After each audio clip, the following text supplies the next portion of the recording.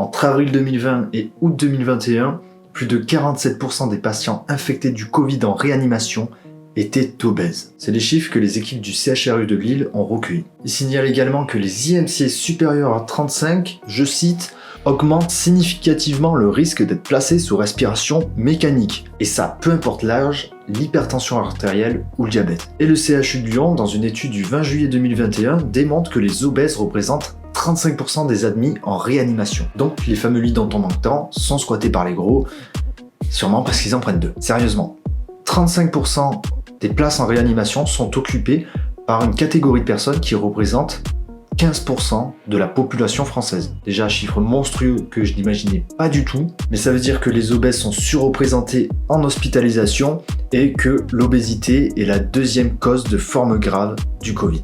Ouais, on va parler d'obésité et de Covid parce que c'est un putain de problème de santé publique et que personne n'en parle par peur d'être accusé de grossophobie.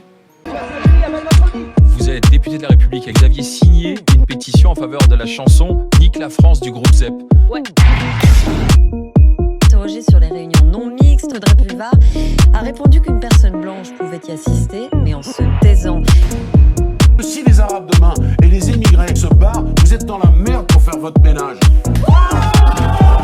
Faudra-t-il donc, monsieur le ministre, demain être vacciné pour aller au restaurant ou bien pour prendre l'avion par exemple? La réponse est non. Oui, c'est insupportable.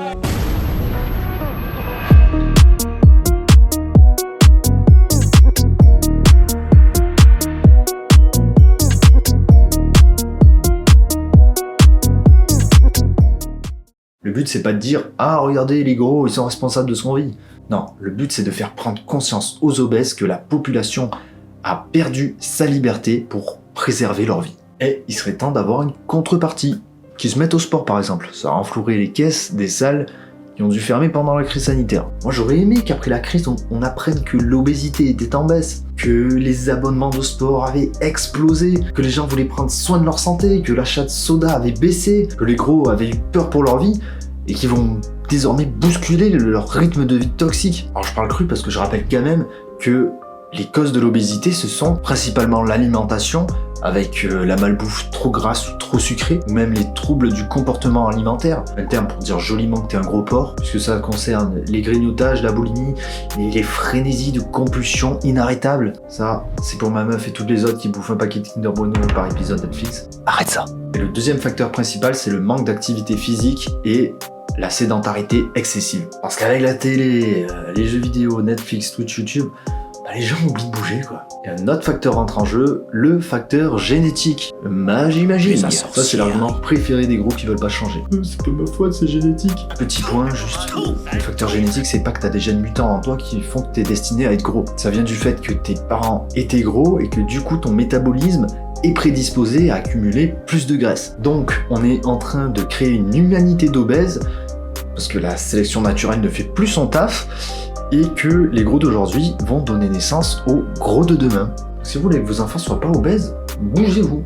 Et donc je maintiens ma thèse, la crise sanitaire pourrait être un bon moyen de motiver au sport. Mais pourquoi est-ce que ça n'arrive pas? Parce qu'on fait peser le malheur des uns sur tous. Alors au départ, je suis d'accord, ça s'appelle de la solidarité, de la fraternité, prendre soin de ses compatriotes. J'étais le premier à être volontaire de ça, mais dès qu'il y a eu le vaccin, ça s'est transformé en injustice. Car tout le monde, en tout cas 80% de la population française, a fait l'effort de se protéger et protéger les autres. Que le vaccin soit pas efficace comme on l'entendait, peu importe. Le poids n'est plus à faire peser sur les gens peu vulnérables. Alors ça me fait rire quand j'entends « j'appelle les Français en responsabilité ». Ça c'était la phrase « protégez vos proches ». Mais stop, j'ai une mandale, on est vacciné. Tu veux qu'on fasse quoi de plus? On est protégé, on a fait cet effort. Maintenant il faudrait dire aux vulnérables, vous êtes des adultes, protégez-vous seuls. Les gros, maigrissez. Ah non, au lieu de ça, on a Beau qui fait une interview d'une grosse qui a vraisemblablement trop mangé dans son canapé, et quand elle a voulu retourner s'asseoir sur une chaise, elle s'est rendue compte que la chaise avait pas la même taille que le canapé. C'est l'urbanisme qui est pas adapté, parce que par exemple, l'urbanisme anti-SDF, c'est aussi un urbanisme anti-gros. C'est-à-dire que moi, les sièges où il y a des accoudoirs, je rentre pas dedans par exemple. Ah, c'est pas elle qui a changé de taille, c'est la chaise qui est trop petite. Si après le vaccin, on avait appelé en responsabilité, faire peser la responsabilité sur ceux qui devaient la porter, on aurait fait une campagne anti-obésité. Ça aurait été sanitairement une bonne campagne. Et au lieu de ça, on fait une campagne anti-liberté. On continue de prendre les gens pour des cons, c'est l'injustice. Et c'est là que je me détourne de Macron. Son pragmatisme s'est effondré tant il était aveuglé par son obsession de vacciner. On n'est plus dans le pragmatisme. Bordel, c'est ta vie, non? Si tu te sens en danger de mort, ne meurs pas. Fais du sport, fais quelque chose, c'est urgent. L'obésité, c'est une conséquence de l'oisiveté, et l'oisiveté a fait complètement perdre l'instinct de survie aux hommes. Et c'est symptomatique de notre société qui ne s'en remet qu'à l'assistanat. On a perdu la notion de mérite parce que oui, la vie, ça se mérite, il faut faire des efforts pour ça. Donc sans tomber dans des insultes inélégantes et s'acharner sur les gros, c'est débile, je les appelle en responsabilité. Prenez vos vies en main, merde. Alors bien sûr, tous les connards qui auraient lâchement envie d'aller insulter les gros après avoir vu cette vidéo, vous êtes priés de gentiment fermer vos gueules. Cette vidéo n'a pas pour but d'insulter mais d'éveiller les consciences. Dit-il en toute vulgarité. Aussi, pas besoin de stigmatiser les gros ou les prendre pour bouc émissaires. Ils ne sont pas responsables de la crise, la politique qui a été menée était injuste envers les non-gros, mais faut-il se rappeler que cette privation de liberté, c'était surtout pour les seniors qu'on protégeait. Alors bien sûr, je pointe du doigt les gros parce que c'est une situation sanitaire catastrophique qui mériterait qu'on porte la même importance qu'on a apporté à la crise du Covid, mais à la place de ça, on accueille les bras ouverts le mouvement anti-grossophobe, c'est les bienveillants, les bien-pensants, les bisounours. Je veux être un bisounours. Acceptez-moi comme je suis. Non frère, maigri, ta vie est pas saine et j'en subis les conséquences. Comment tu veux que je sois pas énervé? Sur ce, au revoir.